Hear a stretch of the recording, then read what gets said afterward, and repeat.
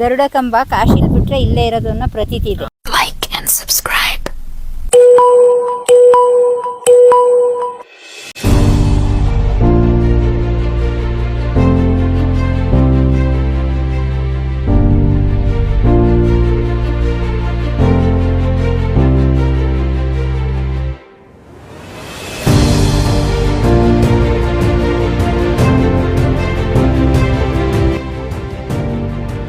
ಎಲ್ರಿಗೂ ನಮಸ್ಕಾರ ಗುರು. ನಮ್ಮ ಊರಿನ ಒಂದು ಇತಿಹಾಸ ಪುಟನ ನಾನು ನನ್ನ ವಿಡಿಯೋ ಮುಖಾಂತರ ಶೇರ್ ಮಾಡ್ಕೊಳ್ತಿದ್ದೀನಿ. ನಮ್ಮ ಊರು ಒಂದು ವಿಭಿನ್ನ ರೀತಿಯ ಇತಿಹಾಸನ ಒಳಗೊಂಡಿದೆ. ಅದು ಏನಪ್ಪಾ ಅಂತ ನಾನು ನಿಮ್ಗೆ ತಿಳಿಸ್ಕೊಡ್ತೀನಿ ಬನ್ನಿ. ನೋಡಿ, ಹಿಂದ್ಗಡೆ ಕಾಣಿಸ್ತಿದೆಯಲ್ಲ, ಇದು ಗರುಡಗಂಬ ಅಂತ. ಇದು ತುಂಬಾ ಯುನೀಕ್ ಪ್ಲೇಸ್ ಗುರು. ಯಾಕೆ ಗೊತ್ತಾ? ನೀವು ಕಾಶಿಲ್ ಬಿಟ್ರೆ ಇದನ್ನ ಮತ್ತೆ ನೋಡೋಕೆ ಸಿಗೋದು ನಮ್ಮೂರಲ್ಲಿ ಮಾತ್ರ. ನೀವು ಬೇಕಾದ್ರೆ ಗೂಗಲ್ ಸರ್ಚ್ ಮಾಡಿ ನೋಡಿ, ಇದ್ರ ಹಿಸ್ಟ್ರಿ ಗೊತ್ತಾಗುತ್ತೆ ನಿಮಗೆ. ಕಾಶಿಗೆಲ್ಲ ಹೋಗಿ ನಿಮಗೆ ನೋಡೋಕ್ಕಾಗಲಿಲ್ಲ ಅಂದರೆ ಬಂದು ನಮ್ಮೂರಲ್ಲಿ ಒಂದ್ಸಲ ನೋಡಿ. ಯಾಕಂದರೆ ನಿಮ್ಗೆ ಈ ಥರ ಕೆಲವೊಂದು ಯುನೀಕ್ ಪ್ಲೇಸ್ಗಳು ಅಥವಾ ಯುನೀಕ್ ಸ್ಟ್ರಕ್ಚರ್ಗಳು ನಮ್ಮದು ಹಳೆ ಕಾಲದವು ಮತ್ತು ನಿಮಗೆಲ್ಲೂ ಸಿಗಲ್ಲ. ಯಾಕಂದರೆ ನಮ್ಮದು ಹಳೆ ಸ್ಟ್ರಕ್ಚರ್ಸ್ ಏನಿದೆ, ನಮ್ಮದು ಹಳೆ ಶಿಲ್ಪಿಗಳೇನಿದ್ರು ಅವರು ಯುನೀಕಾಗಿ ಕೆತ್ತಿರ್ತಿದ್ರು. ನೀವು ಗಮನಿಸಿ, ಇವಾಗಿನ ಆಧುನಿಕವಾಗಿ ಏನು ದೇವಸ್ಥಾನ ಕನ್ಸ್ಟ್ರಕ್ಟ್ ಮಾಡ್ತಾರೆ, ಹಿಂದೆ ಮಾಡಿದಾರಲ್ಲ ಆ ರೀತಿ ಅದ್ಧೂರಿಯಾಗಿ ಹೋಲಿಕೆ ಬರಲ್ಲ. ಏನೆಲ್ಲ ಮಾಡಿದ್ದಾರೆ ನಮ್ಮ ಹಳಬರು, ಅದು ತುಂಬ ಯುನೀಕ್ ಆಗಿರುತ್ತೆ ಗುರು. ಅಷ್ಟು ಅದ್ಭುತವಾಗಿ ಸ್ಟ್ರಕ್ಚರ್ನ ಕಟ್ಟಿರ್ತಾರೆ. ಬನ್ನಿ ತೋರಿಸ್ತೀನಿ. ನಮ್ಮೂರಲ್ಲಿ ಈ ಥರ ಒಂದು ವಿಶೇಷವಾದ ಪ್ಲೇಸ್ನ ನಿಮಗೂ ತೋರಿಸಿ ಇದನ್ನು ತಿಳಿಸ್ಕೊಡ್ಬೇಕಾಗಿರೋದು ನನ್ನ ಕೆಲಸ. ನಮ್ಮೂರಲ್ಲಿ ಈ 3 ಕಲ್ಲುಗಳಿದಾವಲ್ಲ, ಇದ್ರ ಮೇಲೆ ತುಂಬ ಚೆನ್ನಾಗಿ ಕೆತ್ತನೆಗಳನ್ನ ಮಾಡಿದ್ದಾರೆ. ಸೊ ನಮ್ಮೂರು ಹತ್ತಿರ ತುಂಬ ವರ್ಷಗಳ ಹಿಂದೆ ಪಾಳ್ಯಗಾರ ಆಳ್ವಿಕೆಗೆ ಒಳಪಟ್ಟಿತ್ತು ಇದು ನಮ್ಮೂರು. ಸೊ ಹಾಗಾಗಿ ನಮ್ಮೂರಲ್ಲಿ ಕೆಲವೊಂದು ಶಿಲ್ಪಕಲೆಗಳು, ದೇವಸ್ಥಾನಗಳು ಇನ್ನೂ ಹಾಗೆ ಉಳಿದಿದೆ. ಸೊ ಹಾಗಾಗಿ ಲಾಸ್ಟಾಗಿ ನಾನು ಚಿಕ್ಕ ವಯಸ್ಸಿಂದ ನೋಡ್ತಿರೋ ಹಾಗೆ ಈ 1-2-3 ಕಲ್ಲುಗಳಲ್ಲಿ ತುಂಬ ಚೆನ್ನಾಗಿ ಕೆತ್ತನೆ ಮಾಡಿರೋದು ಇದನ್ನ ಹಂಗೆ ಉಳಿಸ್ಕೊಂಡಿದ್ದೀವಿ. ಅದು ನಮಗೆ ಖುಷಿ ವಿಚಾರ. ಯಾಕಂದರೆ ಸಹಜವಾಗಿ ಚಿಕ್ಕ ಪುಟ್ಟ ಊರುಗಳಲ್ಲಿ ಈ ಥರ ಸಿಗಲ್ಲ, ಹಾಳಾಗ್ಬಿಡ್ತವೆ. ಅಂಥದ್ರಲ್ಲಿ ನಮ್ಮ ಊರಲ್ಲಿ ಈ ಥರ ಒಂದು 3 ಕಲ್ಲುಗಳನ್ನ ನಾವು ಶಾಶ್ವತವಾಗಿ ಉಳಿಸ್ಕೊಂಡಿದ್ದೀವಿ. ನಮ್ಮ ಲಿಪಿಗಳಿಗೆಲ್ಲ ಬುನಾದಿ ಹಾಕಿದ್ದು ನಮ್ಮ ಅಶೋಕ ಚಕ್ರವರ್ತಿ ಕಾಲದಿಂದ ಗುರು. ಸೊ ನೀವು ಗಮನಿಸಿದಂಗೆ ನಮ್ಮ ಬ್ರಾಹ್ಮಿ ಲಿಪಿ ಅಂತ ಹೇಳ್ತಾರೆ. ಅಶೋಕ ಚಕ್ರವರ್ತಿ ಕಾಲದಲ್ಲಿ ಬ್ರಾಹ್ಮಿ ಲಿಪಿಯನ್ನು ಬಳಸ್ತಿದ್ರು. ಸೊ ಆ ಬ್ರಾಹ್ಮಿ ಲಿಪಿಯಿಂದ ನಮ್ಮ ಕನ್ನಡ, ತೆಲುಗು, ತಮಿಳು ಮತ್ತು ಮಲಯಾಳಂ ಈ ಎಲ್ಲ ಲಿಪಿಗಳು ಸೃಷ್ಟಿಯಾದವು ಅಂತ ನಮ್ಮ ಇತಿಹಾಸಕಾರರು ಹೇಳ್ತಾರೆ. ನಮ್ಮ ಕನ್ನಡಕ್ಕೆ 2,000-2,500 ಇತಿಹಾಸ ಇದೆ. ಸೊ ನೀವು ಇಲ್ಲಿ ಗಮನಿಸ್ಬೋದು ನೋಡಿ, ನಮ್ಮದು ಹಳೆಗನ್ನಡ ಶೈಲಿಯ ಕನ್ನಡ ಲಿಪಿಗಳನ್ನ ಇಲ್ಲಿ ಎಷ್ಟು ಚೆನ್ನಾಗಿ ಮುದ್ರಿಸಿದ್ದಾರೆ ಅಂತ. ಎಷ್ಟು ಚೆನ್ನಾಗಿದೆ ನೋಡಿ, ಇಲ್ಲಿ ನಿಮಗೆ ಗಮನಿಸ್ತಿರ್ಬೋದು. ಇಲ್ಲೆಲ್ಲ ನಮ್ಮ ಇವಾಗಿನ ಥರನೇ ಸ್ವಲ್ಪ ಬದಲಾವಣೆ ರೀತಿಯಲ್ಲಿದ್ದಾವೆ. ಆದರೆ ನಮ್ಮದು ಹಳಗನ್ನಡ, ಮಧ್ಯಗನ್ನಡ, ಹೊಸಗನ್ನಡ ಈ ಥರ ಬದಲಾವಣೆ ಆದಾಗ ಇದು ಸ್ವಲ್ಪ ಎವ್ಯಾಲ್ಯೂಯೇಷನ್ ಆಯಿತು. ನೀವು ಗಮನಿಸ್ತಿರ್ಬೋದು ಎಷ್ಟು ಚೆನ್ನಾಗಿದೆ ಇದ್ರ ಮೇಲೆ ಕೆತ್ತನೆ. ಸೊ ಇಲ್ಲೂ ಕೂಡ ಇದೆ, ಈ ಕಡೆ ಇಲ್ಲೂ ಕೂಡ ಇದೆ. ಆದರೆ ಸ್ವಲ್ಪ ಇದು ಗಾಳಿ ಮಳೆಗೆಲ್ಲ ಹಾಳಾಗ್ಬಿಟ್ಟಿದೆ. ಸೊ ಈ ಕಡೆನೂ ಕೂಡ ಬರ್ದಿದ್ದಾರೆ. ಇಲ್ಲಿ ಇದಷ್ಟು ಕ್ಲಿಯರಾಗಿ ಕಾಣಿಸ್ತಿಲ್ಲ. ಕಲ್ಲುಗಳ ಮೇಲೆ ಯುದ್ಧ ಮಾಡಿದ್ದೆಲ್ಲ ಕೆತ್ತಿದ್ದಾರೆ. ಮತ್ತು ಶಿವನ್ ಪೂಜೆ ಮಾಡೋದಲ್ಲಿ ಇಲ್ಲಿ ಮೆನ್ಷನ್ ಮಾಡಿದ್ದಾರೆ. ಇದನ್ನು ಏನನ್ನು ಬಿಂಬಿಸುತ್ತೆ ಅಂದರೆ, ಅವಾಗಿನ ಕಾಲದಲ್ಲಿ ಯಾರೋ ಒಬ್ಬ ರಾಜ ಮೇ ಬಿ ಯುದ್ಧ ಮಾಡಿ ಅದ್ರಲ್ಲಿ ಗೆದ್ದು ಅದಕ್ಕೆ ಪ್ರತೀಕವಾಗಿ ಇದನ್ನು ಕೆತ್ತಿರ್ಬೋದು ಅಂತ ಅನಿಸುತ್ತೆ. ನೋಡಿ, ಇಂಥವೆಲ್ಲ ನಮ್ಮ ಕರ್ನಾಟಕದ ಪುರಾತತ್ವ ಇಲಾಖೆ ಮತ್ತು ಕರ್ನಾಟಕ ಸರ್ಕಾರ ಇಂಥವೆಲ್ಲ ಪ್ರೊಟೆಕ್ಟ್ ಮಾಡಬೇಕು, ಇಂಥೆಲ್ಲ ಸೇವ್ ಮಾಡಬೇಕು. ಇಲ್ಲಿ ನೋಡಿ, ಇಲ್ಲಿ ಮಳೆಯಲ್ಲಿ ಬಿಸಿಲಲ್ಲೆಲ್ಲ ಇದೆ ಗುರು. ಇದು ಮಳೆ ಬಂದು ಗಾಳಿ ಬಂದು ಅದ್ರ ಕಲ್ಲೆಲ್ಲ ಉಜ್ಜಿ ಅದ್ರ ನೋಡಿ ತುಂಬ ಅಲ್ಲಲ್ಲಿ ಲಿಪಿ ಅಳಿಸೋಗಿದೆ. ಇಂಥವೆಲ್ಲನೂ ನಾವು ಉಳಿಸ್ಕೋಬೇಕು. ಇದೆಲ್ಲ ಸ್ವಲ್ಪ ಸರ್ಕಾರ ಗಮನ ವಹಿಸಿದ್ರು ತುಂಬ ಒಳ್ಳೆಯದು, ನಮ್ಮ ಪುರಾತತ್ವ ಇಲಾಖೆಗಳೆಲ್ಲ. ಯಾಕಂದರೆ ಕಲ್ಲುಗಳು ಗಾಳಿ ಮಳೆಗೆಲ್ಲ ಸೌದೋಗುತ್ತೆ. ಸೊ ಇದನ್ನು ನಾವು ಪ್ರೊಟೆಕ್ಟ್ ಮಾಡಬೇಕು. ಇದಕ್ಕೊಂದು ಸೂರ್ಗೀರು ಹಾಕಿದರೆ ಇದು ಹಾಳಾಗ್ದಂಗೆ ಇರುತ್ತೆ ಗುರು. ಸೊ ಈ ಥರ ವಿಷಯಗಳನ್ನ ಉಳಿಸ್ಕೋಬೇಕು. ಉಳಿಸ್ಕೊಂಡ್ರೆ ನಾವು ಮುಂದಿನ ಪೀಳಿಗೆಗೆ ನೋಡ್ಗುರು ಹಿಂಗೈತೆ ನಮ್ಮೂರಲ್ಲಿ ಅಂತ ನಮ್ಮ ಮುಂದಿನ ಜನ್ರೇಷನ್ಗೆ ತಿಳಿಸ್ಬೋದು. ನೋಡಿ ಹೆಂಗಿದೆ ಲಿಪಿಗಳೆಲ್ಲ ಸಕರಾಗಿ ಬರ್ದವ್ರಾಗೆಲ್ಲ ಕೆತ್ತಿದ್ದು. ನಮ್ಮ ಇತಿಹಾಸಕ್ಕೆ ಎದಗಿದಾಗ ನಮ್ಮ ಕನ್ನಡದ ಹಳೆ ಶಾಸನ ಯಾವುದಂದರೆ ಹಲ್ಮಿಡಿ ಶಾಸನ. ಮತ್ತು ತಾಳಗುಂದ ಶಾಸನ ಕೂಡ ಅದಕ್ಕಿಂತ ಹಳೆಯದು ಅಂತ ಹೇಳ್ತಾರೆ. ಅದೇ ತಾಳಗುಂದ ಶಾಸನನ ಕನ್ನಡದ ಅದೊಂದು ಸಂಸ್ಕೃತ ಶಾಸನ ಅಂತ ಕೂಡ ಉಲ್ಲೇಖ ಮಾಡಿದ್ದಾರೆ. ಅದೇ ಕನ್ನಡದಂತ ಪರ್ಟಿಕ್ಯುಲರಾಗಿ ಬಂದಾಗ ನಮಗೆ ಹಲ್ಮಿಡಿ ಶಾಸನ ತುಂಬ ಹೈಲೈಟ್ ಆಗುತ್ತೆ. ನಮ್ದಿಲ್ಲೇ ಅದು ಬೇಲೂರು ಹತ್ರ ಇದೆ. ನಾನು ನೋಡಿದ್ದೀನಿ ಒಂದ್ಸಲ. ಸಾಧ್ಯ ಆದರೆ ನಾನು ನಿಮಗೆ ತೋರಿಸ್ತೀನಿ ಕನ್ನಡ ಶಾಸನ ಹೇಗಿದೆ ಅಂತ. ಸೊ ನಮ್ಮ ಹಳೆಯ ರಾಜಮನೆತನಗಳಿದಾವಲ್ಲ, ಅದೆಲ್ಲ ಹೆಚ್ಚಾಗಿ ನೀವು ಗಮನಿಸಿದಾಗೆ ಶಿವನನ್ನ ಆರಾಧನೆ ಮಾಡ್ತಿದ್ರು. ಹಾಗೆಯೇ ನಮ್ಮ ಊರಲ್ಲಿ ನಾವು ಪೂಜೆ ಮಾಡ್ತಿರೋ ಶಿವನ ಹೆಸರು ಬಂದು ಶ್ರೀ ಕಲ್ಲೇಶ್ವರ ಅಂತ. ಓಕೆನಾ, ನಾವು ಕಲ್ಲೇಶ್ವರನ ಹೆಸರಲ್ಲಿ ನಾವು ಶಿವನ ಆರಾಧನೆ ಮಾಡ್ತೀವಿ. ಶಿವಂದು ತುಂಬ ಹೆಸರುಗಳಿದೆ, ಅದರಲ್ಲಿ ಕೂಡ ಇದು ಕೂಡ ಒಂದು. ನಮ್ಮ ರಾಜಮನೆತನಗಳು ಹೆಚ್ಚಾಗಿ ಶಿವನನ್ನ ಆರಾಧನೆ ಮಾಡೋದ್ರಿಂದ ಅದು ಪರಂಪರಾಗತವಾಗಿ ನಮ್ಮ ಊರಲ್ಲೂ ಕೂಡ ನಾವು ಶಿವನನ್ನ ಆರಾಧನೆ ಹೆಚ್ಚಾಗಿ ಮಾಡ್ತೀವಿ.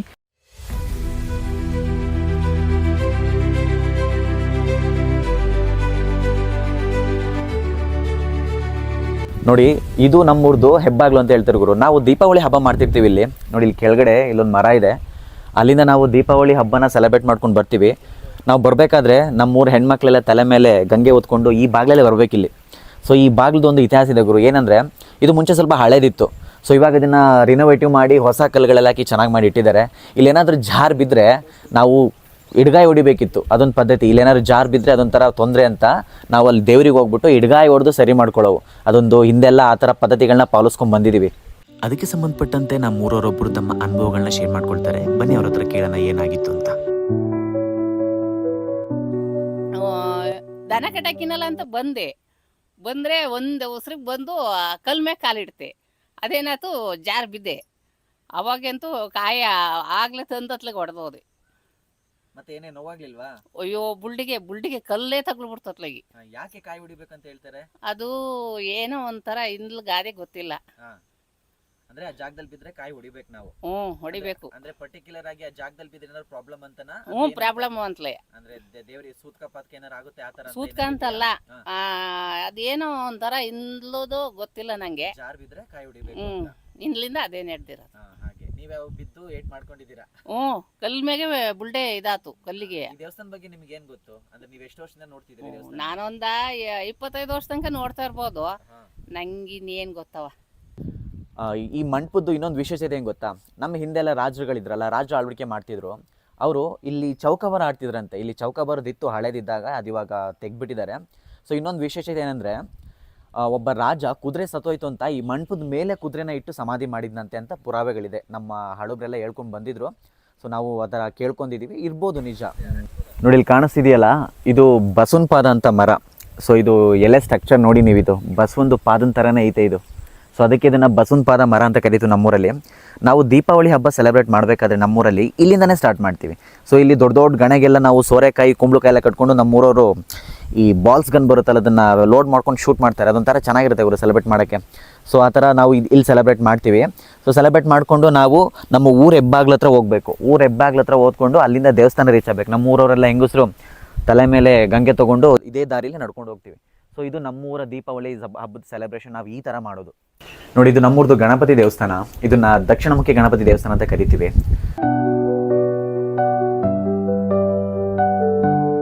ಸೊ ಇದು ತುಂಬ ಹಳೇದೊಂದು ದೇವಸ್ಥಾನ ಇತ್ತು. ಅದನ್ನ ತೆಗ್ಬಿಟ್ಟು ಇವಾಗ ಹೊಸದಾಗಿ ರಿನೋವೇಟ್ ಮಾಡಿದ್ದಾರೆ. ಸೊ ಈ ಡಿಸೈನ್ಸ್ ಎಲ್ಲ ನೋಡಿ, ತುಂಬ ಹಳೇ ದೇವಸ್ಥಾನ ಸಕ್ಕದಾಗಿತ್ತು ಮಾತ್ರ.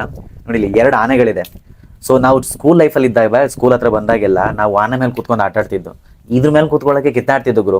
ಮತ್ತೆ ಹಳೆ ದೇವಸ್ಥಾನದಲ್ಲಿ ನಾವೇನಾದ್ರು ತಪ್ಪು ಮಾಡೋದಕ್ಕೆ ಕ್ಷಮ್ಸಪ್ಪ ಅಂತ ಹಳೆ ದೇವಸ್ಥಾನ ಮಂಡಿಗಳಲ್ಲಿ ನಡೀತಿದ್ದು. ಅದೊಂದು ನಾವು ಚಿಕ್ಕ ವಯಸ್ಸಲ್ಲಿರ್ಬೇಕೆಲ್ಲ ಮಾಡ್ತಿದ್ದು. ಇದೆಲ್ಲ ಮೆಮೊರಿ ಸಗದಾಗಿರುತ್ತೆ. ಮತ್ತು ಈ ದೇವಸ್ಥಾನ ಕೂಡ ಅಷ್ಟೇ ಪ್ರಸಿದ್ಧಿ ಪಡೆದಿದೆ. ಯಾಕಂದ್ರೆ ನಾವೇನೇ ಪೂಜೆ ಮಾಡಬೇಕಾದ್ರೂ ಗಣಪತಿಯಿಂದನೇ ಸ್ಟಾರ್ಟ್ ಮಾಡ್ತೀವಲ್ಲ, ಹಾಗೆ. ಸೊ ಗಣಪತಿ ತುಂಬ ಮುಖ್ಯ ಎಲ್ಲರಿಗೂ ಕೂಡ.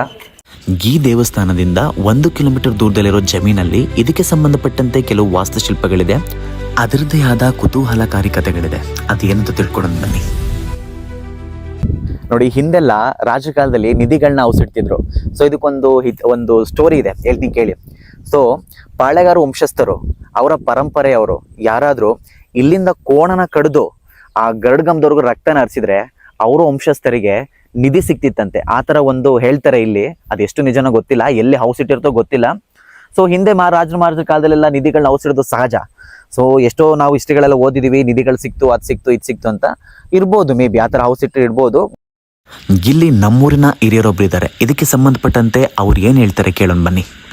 ಹಿಂದೆ ಪಾಳೆಗಾರರ ಕಾಲದಲ್ಲಿ ಬೇರೆ ರಾಜರು ಬಂದು ದಾಳಿ ಮಾಡ್ತಾ ಇದ್ರಂತೆ. ಆ ದಾಳಿ ಮಾಡೋ ಟೈಮಲ್ಲಿ ಇವನು ವ್ಯಾಸ ಅನ್ನೋನು ಕಾಯ್ತಾ ಇದ್ದಂತೆ ಊರನ್ನು. ಕಾಯ್ತಾ ಇರುವಾಗ ಅವರು ದಾಳಿಗೆ ಬಂದಾಗ ಅವನನ್ನು ಅರ್ಧಕ್ಕೆ ಕತ್ತರಿಸಿರೋದು ತಲೆ ಸಮೇತ.